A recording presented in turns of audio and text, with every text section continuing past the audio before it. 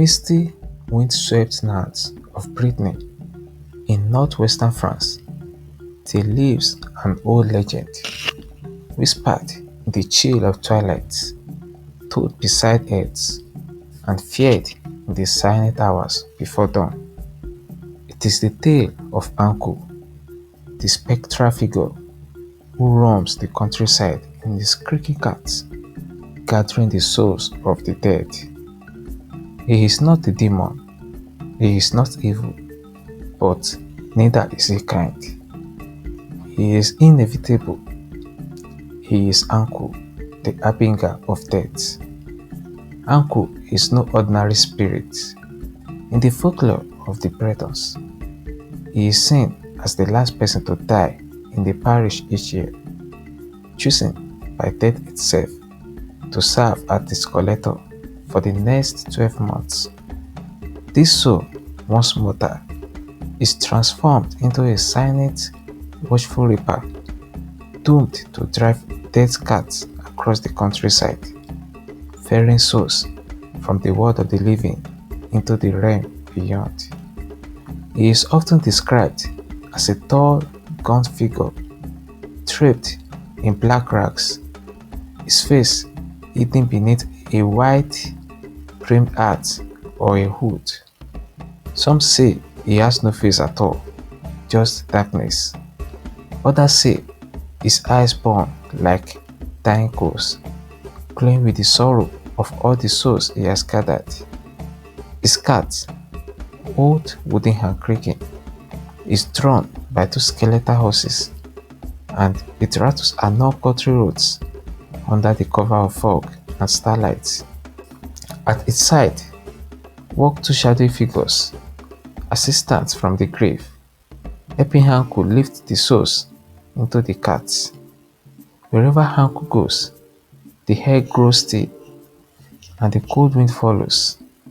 Some say Ankou was once a prince, proud and defiant.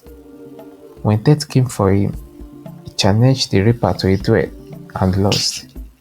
As punishment for his arrogance, he was caused to become death's servant for all eternity, wandering the heart in his errand. Others believe that Ankou is not one man, but a role passed on each year to the last person to die in each parish. The soul is said to rise from the grave to fulfill its duty, bound by silence, until another takes their place at the turn of the year. In some darker versions, Ankou is seen as death itself, cloaked in the image of humanity to make the end more bearable or more terrifying. No matter the tale, the truth remains.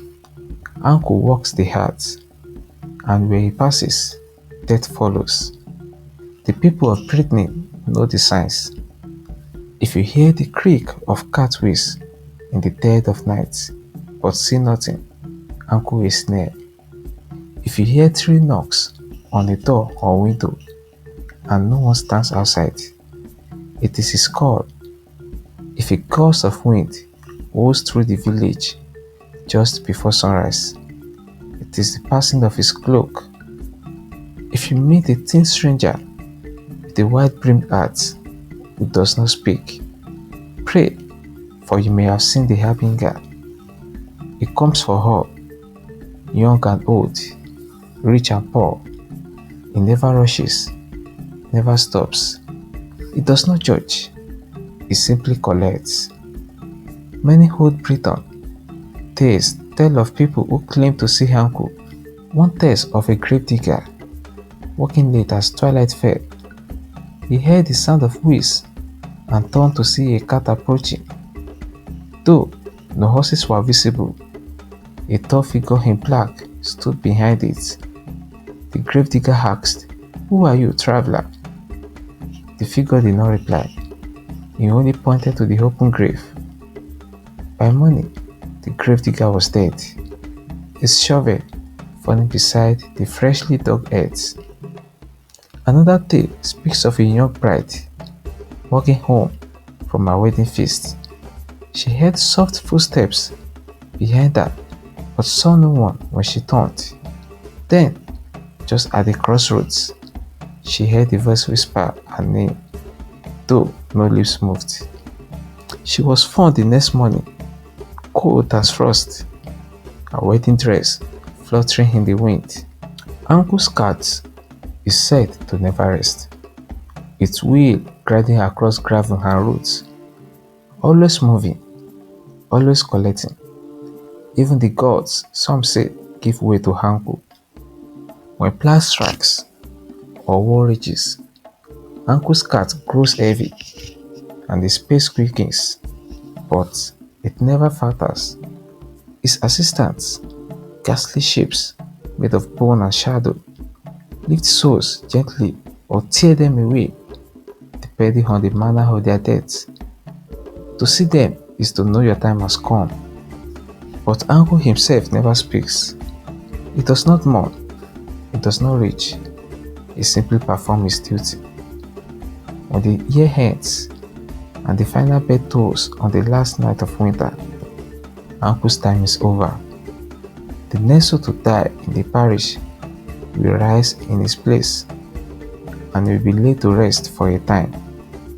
And so the cycle continues, death upon death, will upon will, and no man knows when the cat will stop at his door. To this day, in the old villages of Brittany, people leave a chair beside the heart of Ankou so that if he passes by, he will not feel unwelcome. They leave their doors slightly open so he won't have to knock, and they never ever speak ill of the dead, for Ankou may be listening.